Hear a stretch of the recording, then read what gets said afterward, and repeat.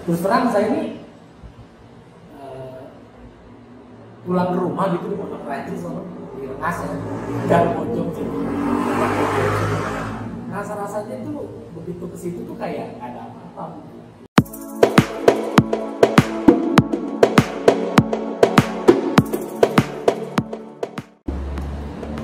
Assalamualaikum warahmatullahi wabarakatuh. Alhamdulillah malam ini di tempat yang sama di Warkop TTS yang ada di Jalan Setiabudi Pamulang Barat, saya bisa ngobrol langsung dengan Bang David Nurbianto. Mungkin kalau sahabat-sahabat semuanya nonton TV, nonton YouTube, punya Instagram dan media sosial lainnya pasti mungkin sudah tahu. Nanti kita akan kenalan, ngobrol mengenai masalah kawin, masalah pekerjaan dulunya seperti apa dan lain sebagainya. Nanti kita akan ngobrol, dan ini merupakan channel YouTube saya. Nanti bisa di subscribe, like, share, dan komen untuk teman-teman semua yang memang belum subscribe. Nah, pertama-tama kita langsung oke, kita coba ngobrol santai aja Bang. Siap. Malam ini nampaknya hujan di luar. Hujan mulu emang lagi belakangan ini. Hujan mulu ya, asal jangan sakit aja Bang. Ya alhamdulillah masih dijaga kesehatannya sama Allah Subhanahu wa Ta'ala. Mungkin sekarang sehat tuh apa ya Bang? Dulu udah mahal nih, pas pandemi makin mahal. Naik terus harga kesehatan nih, naik terus. Apalagi di BPJS besok akan ada regulasi baru. Tidak ada kelas 1, kelas 2, dan kelas 3. Yang ada hanya kelas standar. Itu isunya dulu. Disamain semua jadinya. Iya.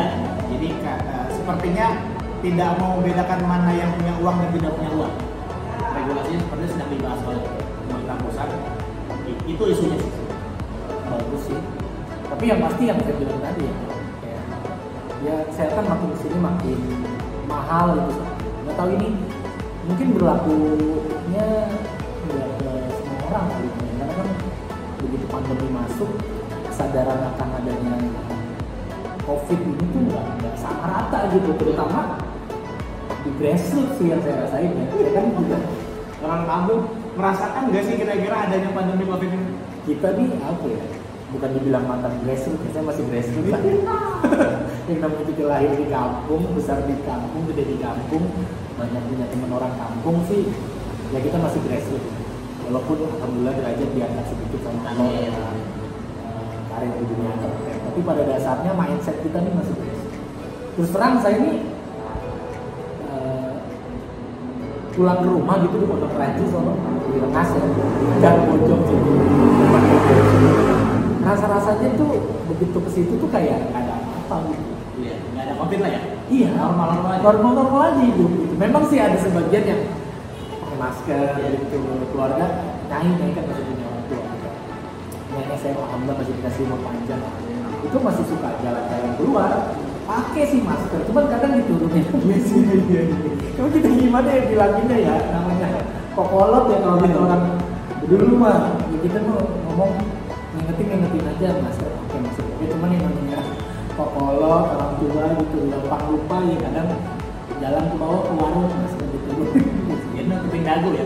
Iya, cuman ya alhamdulillahnya nih gitu ya masih dijaga masker. Jadi sekarang COVID bukan cuma masalah kepercayaan gitu, tapi masalah mindset juga sih. Kan mindset orang dulu, mindset kokolot kita emang nggak bisa disalahin juga. Mungkin mereka kan hidupnya keras dari dulu ya, penderitaan terus ya.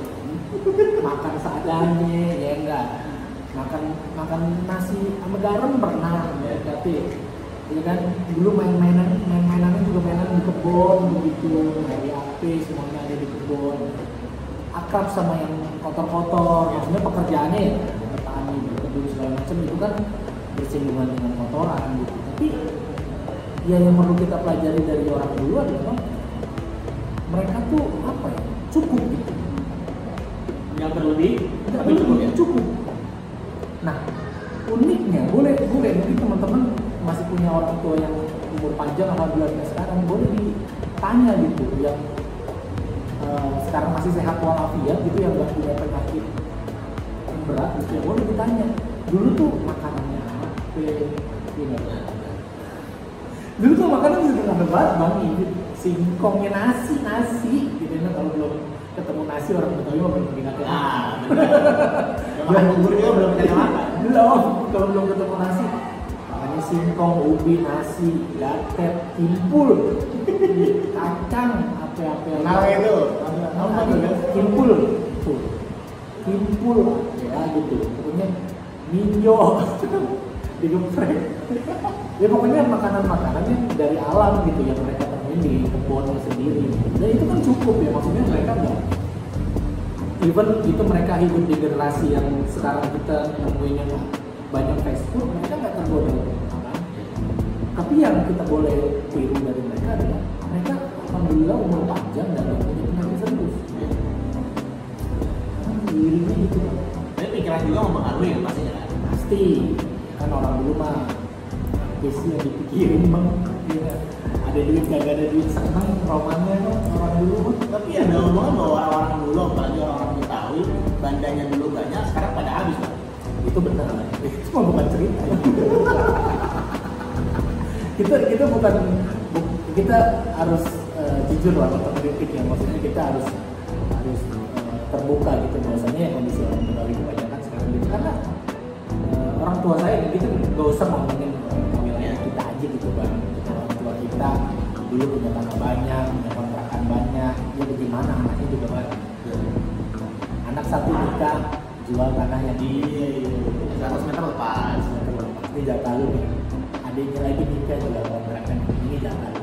Adiknya lagi nikah itu kontrakan buat kita terserah lu mau ngapain, mau lu tinggalin ke, mau lu kontrakin ke, begitu. Ya saya ini termasuk yang Bagian orang generasi paling ujung alhamdulillah kita bilang orang kita kufur nikmat kebagian cuman nggak banyak.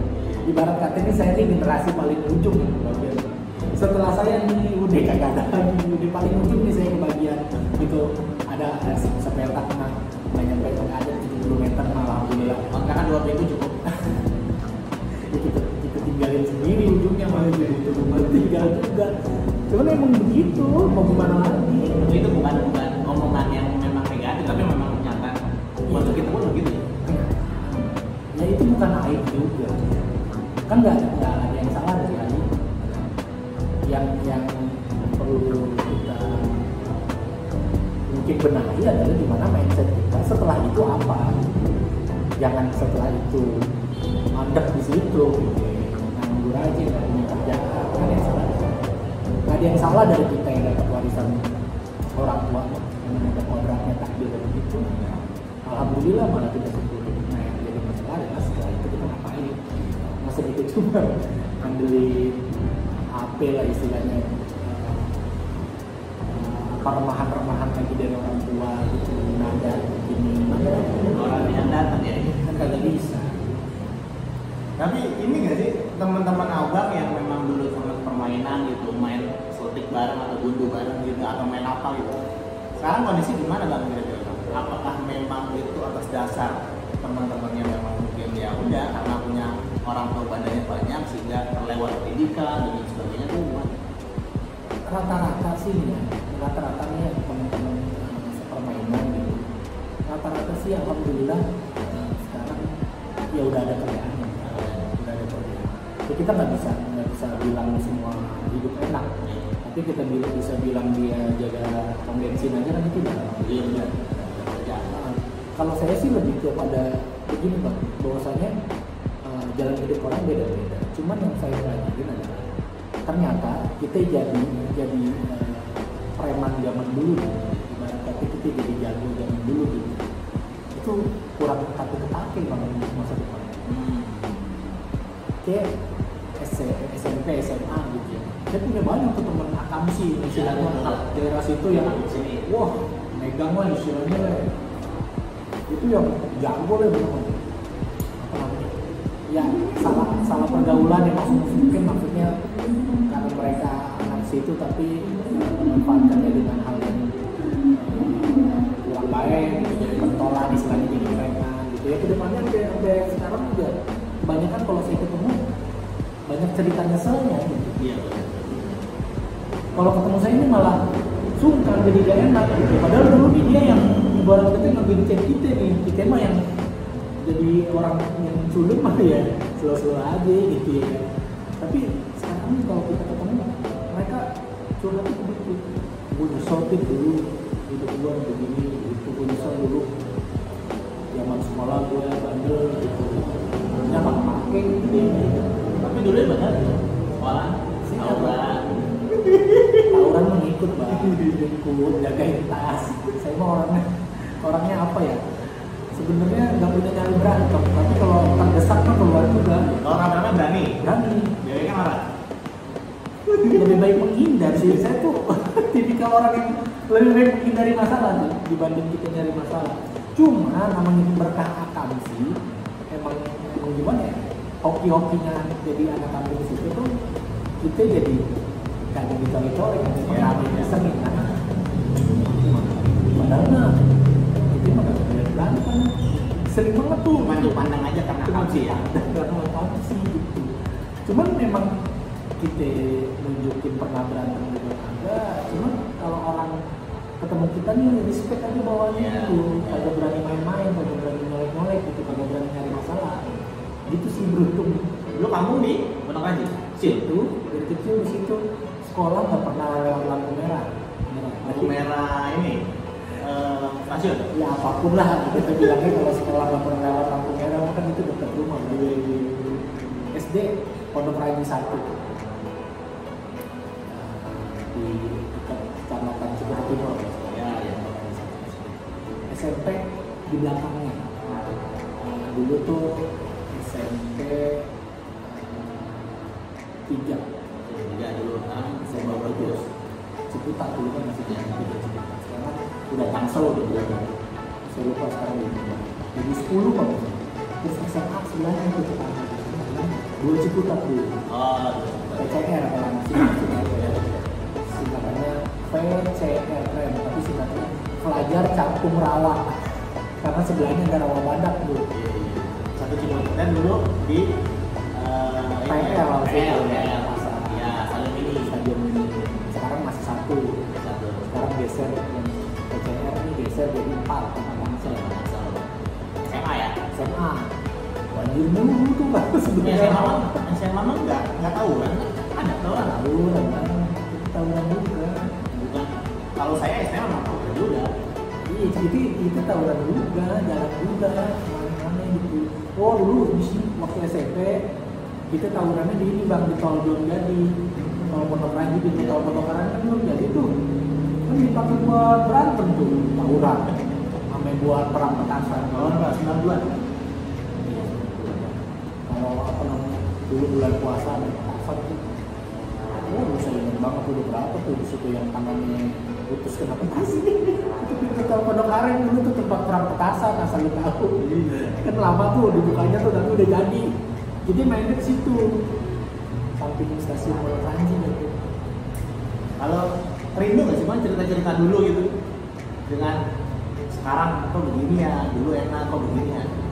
Apa sih cerita masih apa ya?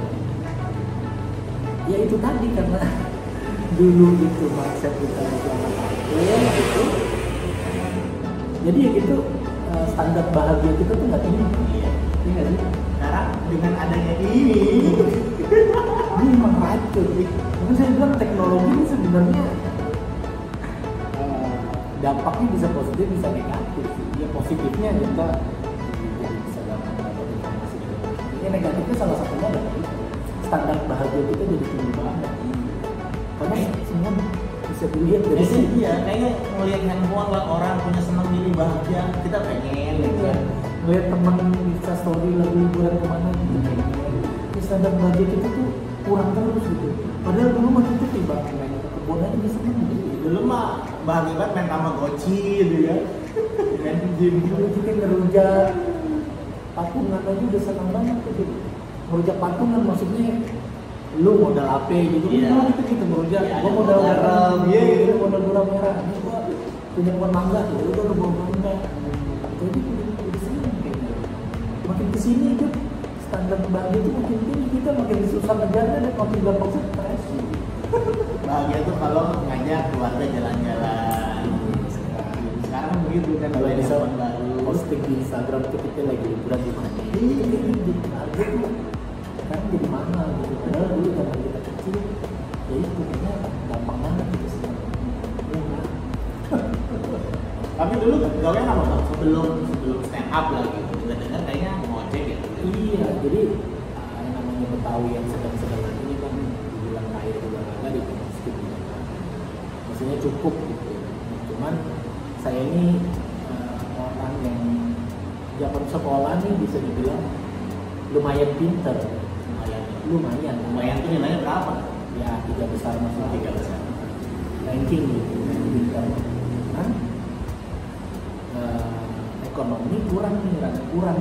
Artinya saya waktu itu ikut STMB ya, maksudnya namanya apa sih? Istilahnya zaman dulu kan perguruan tinggi negeri ada yang kuliah duit. Nah, rata-rata orang kampung kita tuh lulus SMA ya udah kerja aja Bang. Ngojek ya. Apapun yang bisa dikerjain dengan ijazah SMA. Sebenarnya kita usaha juga nyari kerja, cuman apa sih Bang kalau lulus ijazah SMA paling jadi apa sih?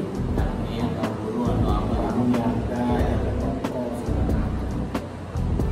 Nah sebelum ngojek sebenarnya saya melalui banyak macam pekerjaan tuh. Lamar, diterima, lihat lowongan pekerjaan di koran gitu melamar, ternyata ujung-ujungnya jadi sales. Apa namanya, udah betah juga. Pernah jadi sales? Jadi sales kompor gas. Kompor gas, ya elektronika kompor gas blender. Nyoba lagi mama, pernah saya jadi pegawai AFC. Pernah. Cuman status karyawannya dulu KKL, karyawan akhir lepas. Iya. Jadi Tidak kontrak juga berarti. kontrak cuma Freelance gitu ya. tapi tetap ada kontrak tapi freelance, tidak karyawan tetap, tidak dapat gaji seperti karyawan tetap tapi cuma dapat harian dan uang makan segala macam. Itu di KFC Pondok Indah tuh ya, sama Udah main Pondok Indah ya? Udah main ke sana? udah main ke sana. Yang 24 jam tuh yang sebelah saya pernah di situ. Ya pramu saji apa sih istilahnya ya, kalau karyawan harian lepas tuh biasanya dibutuhinnya tuh buat Kayak kita pun biasa. kerjanya banyak, iya di dining.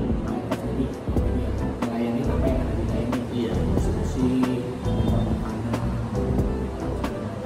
Pernah juga saya jadi pegawai toko rental VCD gitu. Tentang VCD video. Dulu kan zaman 2000-an tuh video leasing, Ya, apa leasing? kan ramai tuh ya. Nah, saya ada video leasing dulu gratis. Gitu. Oh iya. Benar tahu. Banyak juga zaman itu saya dulu gratis. Jaga tokonya depan rumah. Berangkat kerja jalan kaki, enak banget. Kadang pulang ya. Padahal apa jam makan jam pulang. Pulang sebentar makan, balik lagi. Dan itu lumayan lama tuh saya. Dan 2 tahun kan, 2 setengah lah. Sampai naik diangkat jadi jadi apa pegawai stock option. Diangkat di bisnis development, bisnis kantor pusat.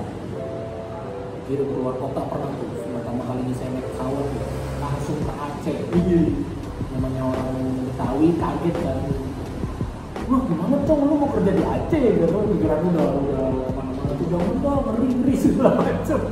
Aceh jauh gitu. Kedua kali saya naik pesawat tuh dikirim ke sana. Terus dari situ, dari situ tuh sebenarnya udah nyambi ngojek. Ngojeknya dalam artian bukan ngojek pangkalan, bangsa ini antar jemput anak sekolah. Jadi kita punya tetangga depan orang komplek istilahnya. Orang perumahan, komplek, langsung Depok itu kampung, punya anak sekolah SD. Dia butuh orang buat antar jemput. Nah, saya nyambi lah, karena pada saat saya kerja jaga rental itu adalah juga bersamaan waktunya saya kredit motor. Tabungan ya. Tanggungan. Berani kredit motor tuh dapat punya gaji tetap, cuman dirasa kurang nih gajinya. nyambi apa ya, yang pas nih buat bayar cicilan istilahnya lah. Kagak ada nih buat nongkrong-nongkrong, nggak punya budget tuh kita tuh. Ngapain ya? Oh ada tuh, antar jemput anak sekolah. Oh kerjanya gimana nih? Oh cuman berangkat jam 7, masuk jam 7, dia pulang jam 10. Jemput lagi. Nah saya buka toko kan ada siang tuh. Toko saya buka jam 10-an, jadi wah sempet nih bisa. Nekat saya ambil. Lama ya? Ambil tuh. Lama lumayan. Sampai motor lunas ada? Enggak sampai sih, cuma ada mas. Jadi ya kan istilahnya kan ojek juga ya. Iya, udah ada jemput ojek juga. Kalau jemput ojek juga gitu. Ya memang ya akrab juga sama ojek pangkalan karena sering juga ketemu gitu. Iya, dulu kan ada yang ojek. Iya, dulu kan sering juga nongkrong bareng gitu. Apa namanya lewat juga. Aneh, biasa jemput gitu. Jadi ya biasa sekali sih pernah nyobain ngetes gitu kayak nyoba mangkal gitu gimana sih. Ya dapet sih sekali 2 kali. Mau panji juga itu mah. Dulu di perempatan BP di Jalan Plaza. Toko saya juga pindah tuh dari depan rumah pindah ke sono ya, Cara Bintara. Di sektor 3A di Ruko Multiguna situ. Samping stand. Tapi itu berarti pas itu tahun berapa? Pas awal-awal mulai stand up atau jauh? Itu baru kayaknya 2000. Saya lulus 2007 kan. Kayaknya itu 2009. Kalau pas kemarin mulai apa namanya ikut audisi stand up, kerjaan apa? Nah itu lagi nganggur tuh. Lagi nganggur. Rasakan nganggur. Lagi nganggur tuh. Lagi nganggur. Plus nih ngojek juga nih. Plus ngojekin temen saya yang wartawan. Wartawan Kicau Bintaro. Dia ada Iya, iya, masih ada motor. Itu deh. Pokoknya punya Jaya. Iya, Kantornya di BTS itu. Saya punya temen wartawan Kicau Bintaro. Dia kan sering liputan kemana-mana itu butuh ojek sama gue aja dah kita dulu cari yang lain lah punya teman di sini di situ sambil ngojekin serabutan aja tuh kerjaan ada kerjaan dan dia itu tuh ada kerjaan temen saya yang di IO ngajakin aja bikin apa saya itu serabutan kan. Nah ceritanya kenapa saya bisa main stand up, saya ngojekin teman saya liputan komunitas stand up ikut liputan mungkin udah sering ikut dia nantang saya nggak tahu dia nantang atau dia mungkin coba nih lu yang liput wartawan. iya gue temenin tapi lu yang liput lu yang wawancara lu yang nulis juga kok begitu? Kata gue, emang lu percaya gue bisa nulis? Iya, lu udah sering ikut gue, coba lah. Ya, skill belajar ngarang bahasa Indonesia zaman dulu kan kayak gitu, media lama kayak apa lah.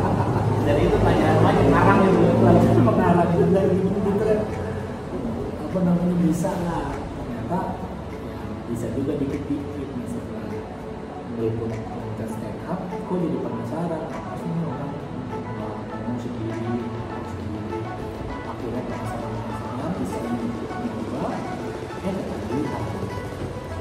Tapi ada panutan nggak sih ketika melihat teman-teman stand up yang kita liputan ada panutan, oh kayaknya dia keren nih stand upnya gitu.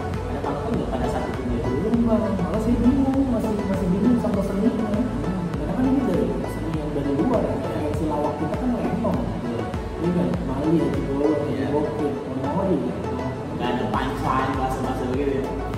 Agak ada bahasa panca, agak ada set up ya, bahasa-bahasa keren mana sempat lama juga tuh mempelajarin itu kan ada dari luar ini seni dari luar kebutuhan yang sama Mali bikin buka gitu tuh adaptasi ke situ dulu nggak lama tuh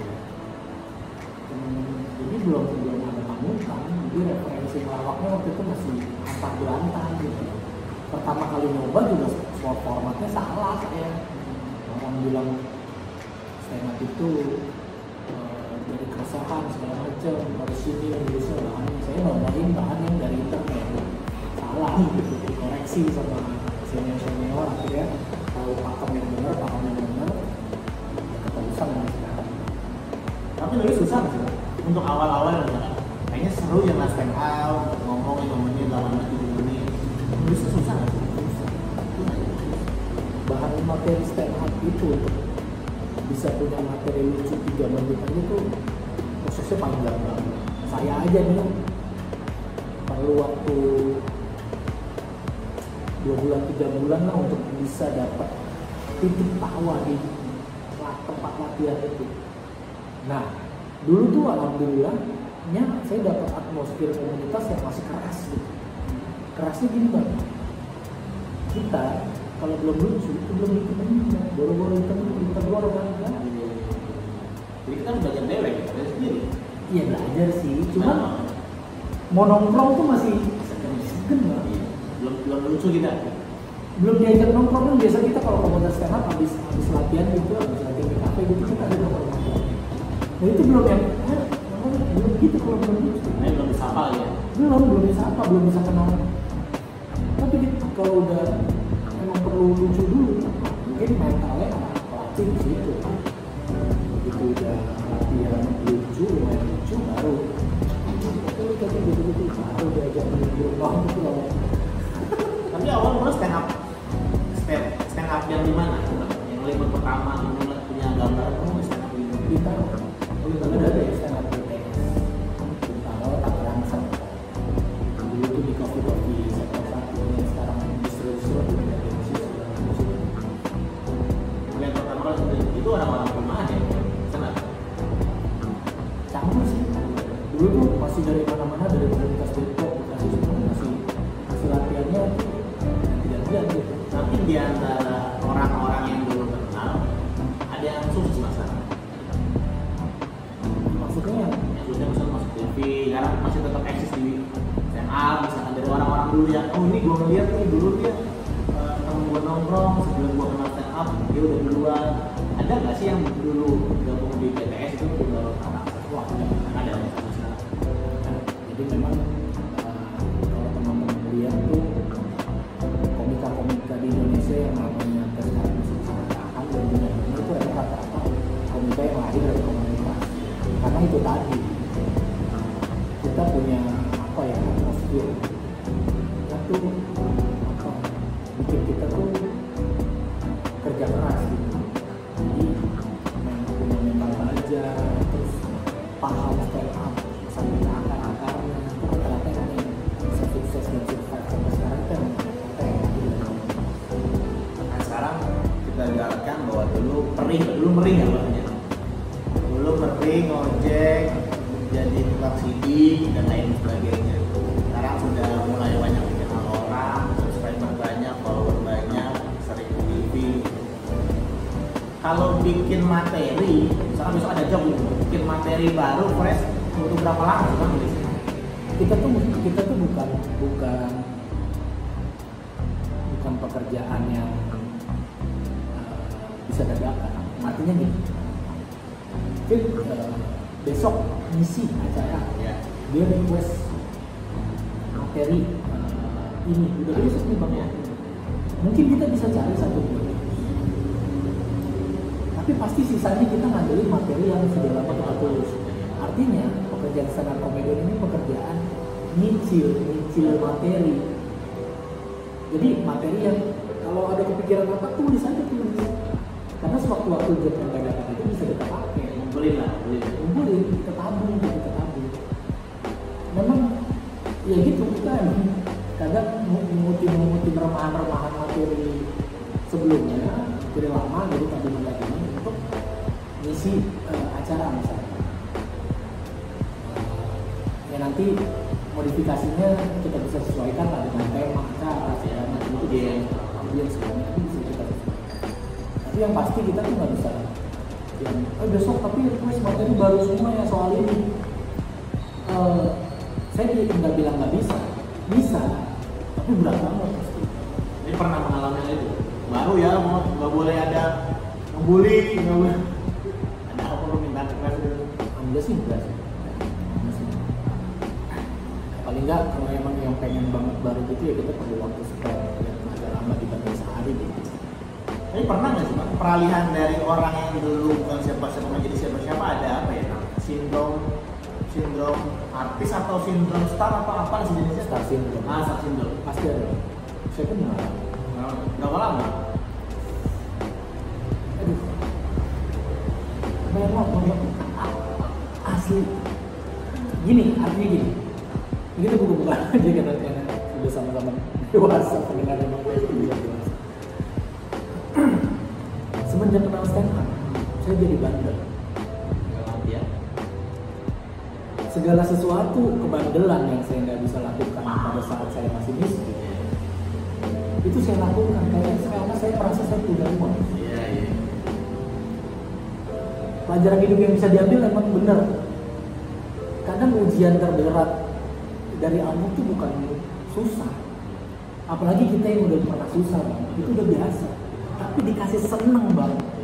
Itu yang berat. Itu yang susah. Aduh. Kita punya duit, kita jadi bandel, begitu. Iya, logikanya gini. Mungkin bisa dibilang gini. Oh, gua nggak bandel. Ya mungkin bisa dibilang, mungkin lu nggak bandel karena ya udah emang lu taat, atau memang lu nggak bisa bayar kebandelan itu, lu nggak bisa beli kebandelan itu. Apalagi bandel-bandel yang butuh uang. Yang usah disebutin lah orang udah pada ngerti. Ya nggak sih, Bang? Benar.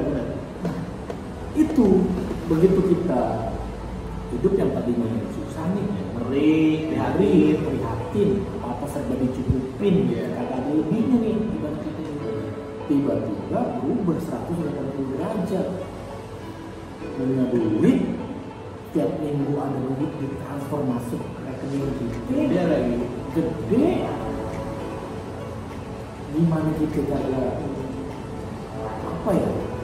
Gak ngerti istilahnya. Iya, saya mah jujur aja gitu. Jadi bandel gitu. Apalagi apa namanya lingkungan kita tuh lingkungan yang nongkrong gitu. Bukan yang jam 8 malam udah di rumah gitu. Karena 5 malam udah di rumah.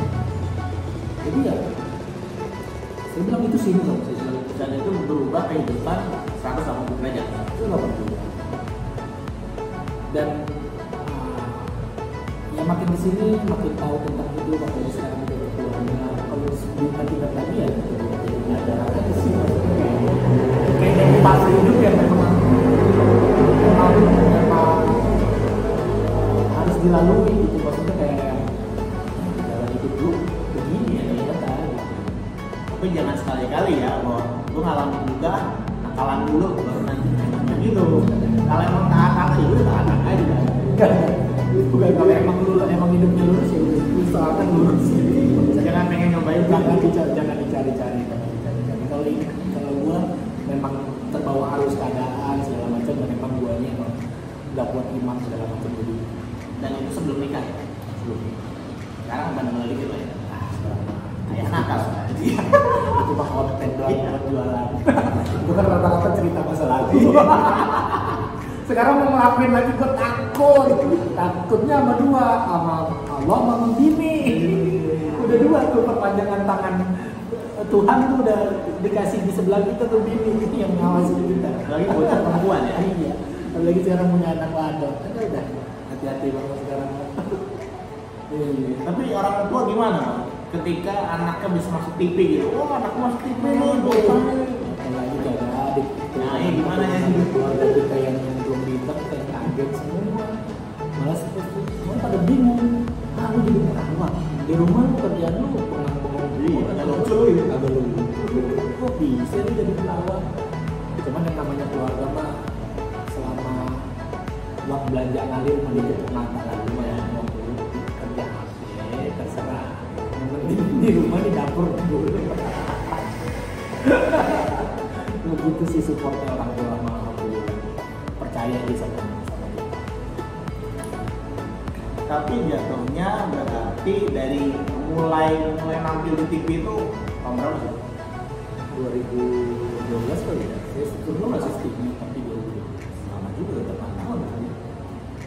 Berarti perjalanan dari 2012 mulai masuk TV, kemudian sampai nakal, kemudian menikah dan punya anak. Nah, berarti kan sudah lumayan juga nih perjalanan hidup selama tanda petik menjadi komika atau bisa disebut artis nggak sih bang? Atau apa sih kalimat yang sebutan yang pas gitu? Kalau artis itu emang udah pasti akan nempel karena kan orang kita kan tahunya apapun yang masuk TV Artis. dengan konteks berkarya ya gitu. Lawas itu pasti artis. Jadi ya pasti nempel sih artis. Tapi kalau saya lebih senang dibilang seniman sih. Seniman. Artinya gini, maksudnya kata seniman itu justru malah bikin saya terus bikin karya. Kalau artis aja tuh kayaknya artis kan macam-macam ya. Yes, Maksudnya lingkup semua lingkup entertain artis itu. iya ya, orang bilangnya artis. Padahal lebih spesifiknya adalah artis itu harusnya adalah orang yang menghasilkan karya. Karena berkaca dari dunia entertain sekarang kan juga banyak yang naik dari artis Iya. nggak ada karyanya gitu. Jadi saya lebih seneng dibilang seniman supaya ngingetin saya terus kalau ya lu tuh harus berkarya, lu harus bikin sesuatu. Lu nggak bisa diem aja, nggak bisa ngomong-ngomong aja. Sih seneng sih seniman. Jadi ketika nama kita sudah mulai dikenal masuk TV, dapat job banyak, dianggap lucu di depan TV, dianggap lucu ya. Kalau di tetangga keluarga mah itu nggak lucu, karena biasa aja gitu. Nah, orang-orang sekitar kita di luar keluarga, tetangga gitu, atau teman-teman nganggapnya gimana? Sombong dalam perjalanan. Lagi yang tahu kita dari kecil, kita yang dari kecil apa? Udah sukses nih, jarang nongkrong lagi, ada ya? Wah beda sekarang mah levelnya sama, memang masih sama, cuman apa ya? Jadi ya memang nongkrong itu kan nggak bisa bukan hal yang harus selalu dilakukan. Artinya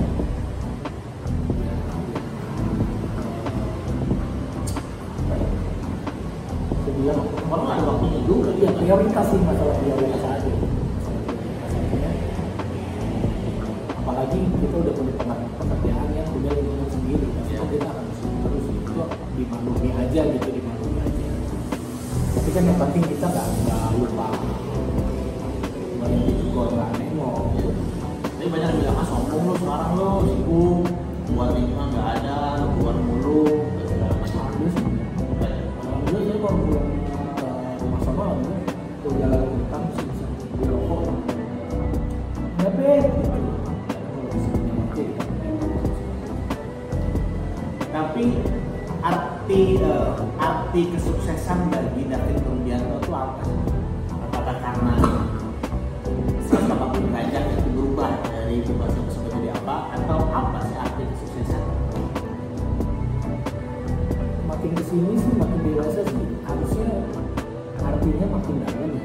Kalau dulu sih pasti mindset sukses itu adalah ya hidup berubah lebih baik. Lebih banyak. Ya apapun indikatornya ya hidup berubah jadi lebih baik. Entah lebih banyak duit, lebih banyak apa namanya, lebih banyak penghasilan, lebih banyak tabungan, kan semua indikatornya yang paling gampang diukur dari situ ya. Yang kelihatan. Ada ngomong beres kan. Tapi makin kesini tuh makin gimana ya, makin dalam gitu. Kayak kita tuh jadi seniman tuh makin lama tuh kayak makin masuk tuh kita makin kayak makin dibilang idealis nggak juga sih, tapi kita makin kayaknya kayak sekarang nih, kalau kayaknya gue belum sukses deh. Dalam artian apa belum sukses? Ya dalam artian ternyata masih banyak pencapaian yang belum bisa kita raih gitu. Artinya ternyata kesuksesan itu juga bukan sekedar jadi bikin jadi kaya, tapi setelah jadi kaya kan pasti ada banyak keinginan lagi, nambah lagi. Artinya makin terus kita pengen sesuatu itu makin terus kita harus bisa dapetin. Tapi bisa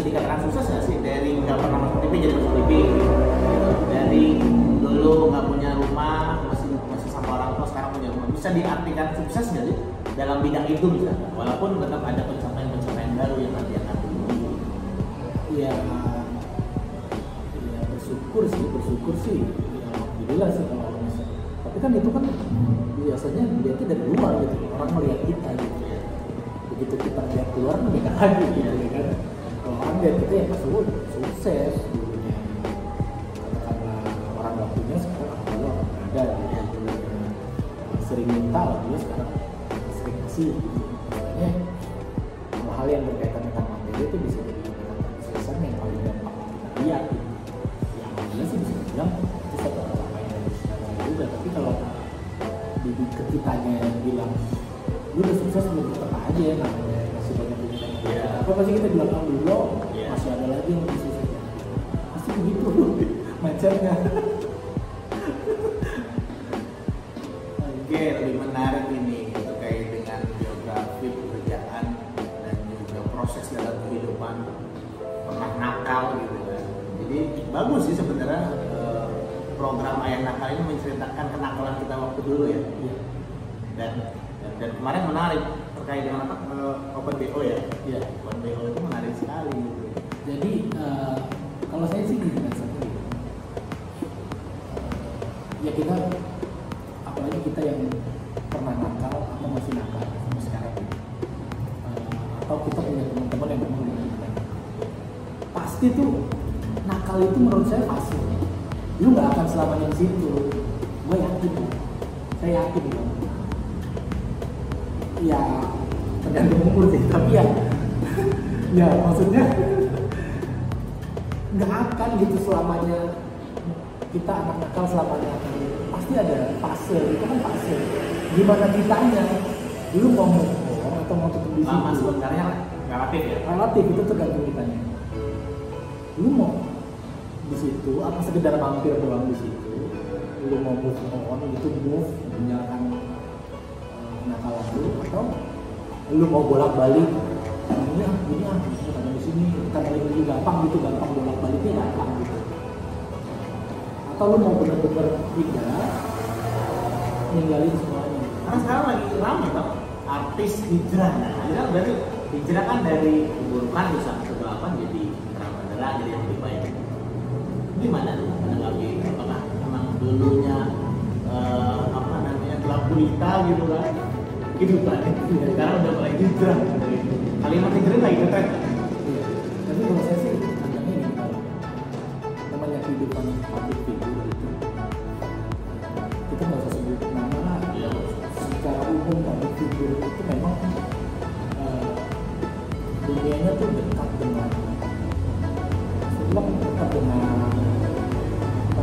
hedonisme. Ya bahasa kerennya hedonisme, bahasa simpelnya adalah dekat dengan maksiat atau segala sesuatu yang dilakukan. Itu dekat banget karena hidup itu tuh hiburan. Emang namanya aja hiburan gitu ya kan? Harus senang-senang gitu. Jadi dekat dengan itu gitu. Yang pandai-pandai personalnya masing-masing. Tapi abang kalau dibilang sudah hijrah, mau atau nggak mau menggunakan istilah itu? Nggak mau bang sih. Bener, berat banget. Kalau saya sih simpelnya gini aja, kayak ya kita pernah melakukan kesalahan nih. Seperjalanan itu kita tahu hal itu salah. Ya sekarang kita nggak akan mau ngelakuin lagi sih, sesimpel itu aja. Saya nggak mau bilang berat banget kata itu. Saya mau bilang cuma hal yang pernah saya lakuin di momen kesalahan. Alhamdulillah ada satu momen di mana kita bilang stop, cukup, dan alhamdulillah sekarang konsisten gitu. Sesimpel itu sih, sesimpel itu. Kalau kata hijrah tuh lebih mungkin lebih sadar, lebih berat lagi.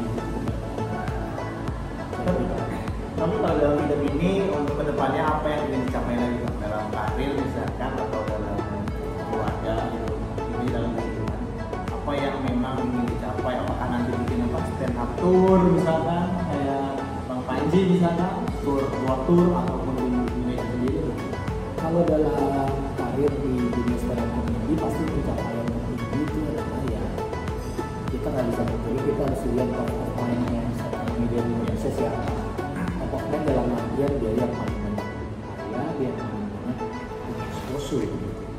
Nah, pencapaiannya ya pengen ya kayak teman-teman di atas ya, kayak Panji ya, masih dari Panji juga sukses dengan tools stand up media dari segala macam.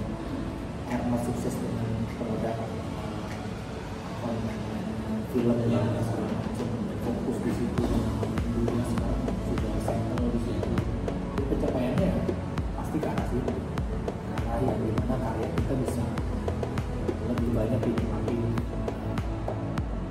lebih banyak lagi orang di Indonesia. Tapi ada target nggak sih? Oh tahun depan gue pengen bikin stand up tour. Tahun depan sih saya akan bikin spesial itu sudah saja. Bahkan satu ya? 2021. Bahkan sebenarnya harus terjadi 2020 ini karena pandemi harus terjadi. Tapi berbarengan sama ini berarti apa? Tour main? Ya. Beda, jadi juga beda segmen sih. Boleh sama. Oke, itu mengenai kehidupan. Nah, yang terkait dua hal terakhir, apa sih kegagalan paling pahit dalam hidup ini? Apakah ditolak perempuan, ataukah jadi miskin, ataukah di ketemu debt collector? Saya bilang kegagalannya tuh bukan case per case ya. Saya ngomongin kegagalan yang kayaknya tuh bikin saya ada dalam keadaan ini gitu. Bukan yang saya dari tolong cewek itu kan kayak case per case gitu, harus terjadi berapa hari gitu. Tapi saya ini sekarang lebih pada saya ngerasa gagal ngatur betul. Saya ngerasa gagal mengelola keuangan. Sampai saat ini impact-nya masih saya rasain, saya ngerasa gagal. Entah saya yang namanya gagal kan orang nggak tahu ya kan. Saya nggak tahu kalau di investigasi gitu pertama kali ngeluh salahnya di mana gitu, saya nggak tahu gitu. Nggak berasa itu. Nggak berasa. Tapi kalau melihat kondisi sekarang, saya suka mikir gitu. Kayaknya gue pernah ada di tahap punya duit masuk seminggu tuh bisa 3 kali transferan gitu kan, job itu di mana-mana, air gitu, kok nggak kelihatan? Maksudnya nggak kelihatan sekarang tuh dalam bentuk investasi berjalan gitu yang bisa kita nikmati hasilnya. Nggak ada bukti hasil gitu kan, punya mobil kan, ngalir gitu aja habis itu aja. Ya kalau bentuknya barang kayak mobil itu yang kelihatan, tapi lebih kepada ya kayak itu duit kayaknya habisnya tuh untuk hal-hal yang konsumtif gitu. Kalau sekarang dengan mindset gue yang kayaknya gue perlu sesuatu selain dari dunia entertain, dunia bisnis segala macam itu belum kelihatan. Jadi kayak kegagalan gue yang terbesar adalah itu gimana dulu gue gagal ngatur keuangan gue, gagal investasi mungkin, konsumtif segala macam gitu. Tapi tadi ada yang mau terkait dengan usaha. Ada dalam terdekat bikin usaha. Kepinginan atau memang sudah jalan di situ? Jalan, tapi kan ada kemarin buka warung ini kan, Ya, warung ini nyonya ya, tapi harus stop gara-gara pandemi gitu. Mau survive juga waktu itu kondisinya ragu gitu bang, istilahnya untuk spendingnya tuh kita ragu sampai kapan sih ini kita harus menghadapi ini gitu. Karena kan waktu itu apalagi 3 bulan pertama tuh kan apa namanya kondisi covid kan tak terkendali gitu, belum ada yang bisa, bahkan pemerintah pun nggak bisa menjamin sampai kapan. Jadi pertimbangan itu yang saya ambil nah gitu, berhenti dulu gitu. Sampai ya aset sih masih ada gitu, Berubah segala macam ya. meja kursi segala macam, kompor segala macam, itu masih ada. Tapi untuk pengen sih untuk coba mulai buka lagi gitu Dengan nyari itu atau apa ya, split dengan usaha yang lain. kayaknya sih pengennya ngelanjutin itu ya, entah itu berkembang nanti ke arah mana, tapi pengennya sih ngelanjutin itu ya, mudah-mudahan secepatnya sih karena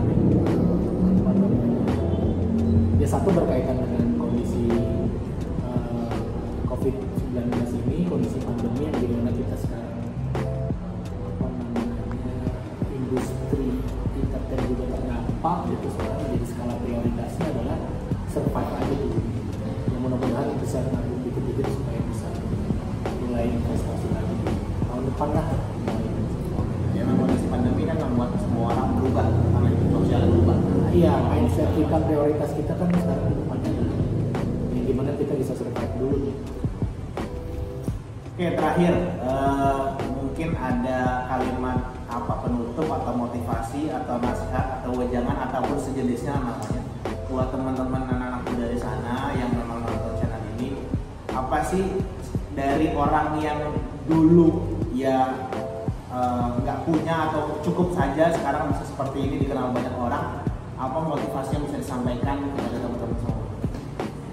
Nggak lebih motivasi sih, saya tuh kadang kalau ngajak orang nyuruh begini nyuruh begitu tapi saya nggak lakuin tuh kayak gimana gitu ya. Saya sih lebih motivasinya ke apa yang saya rasain juga. Yang saya rasain dulu lebih kepada ke hubungan kita sama orang tua.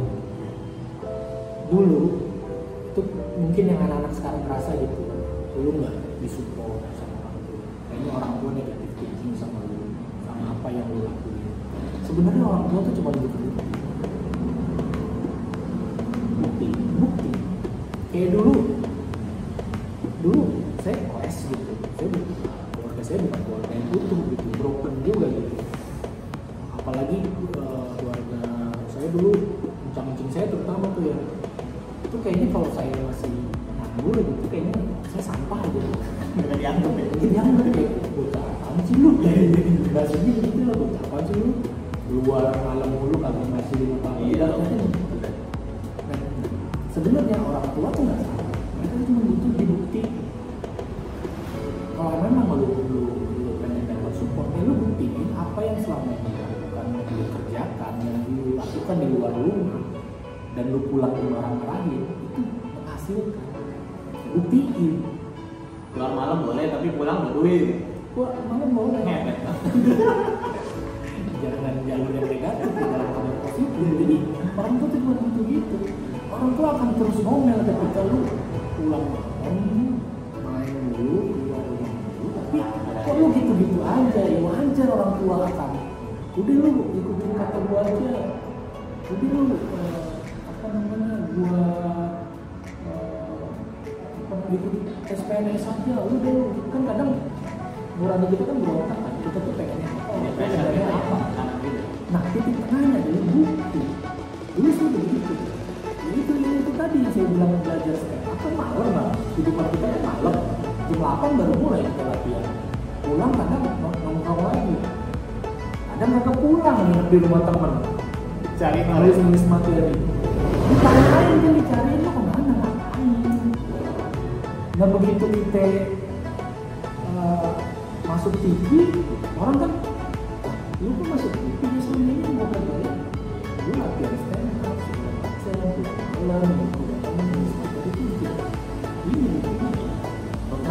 setelah itu orang tua bisa berubah. Ya pernah ini gak sih? Apa emang itu bakat yang memang kita asah ataukah apa gitu bang? Ketika lu nggak jaga lucu di rumah, di tangga lu nggak, tapi lu bisa ngelucu gitu. Apa sih?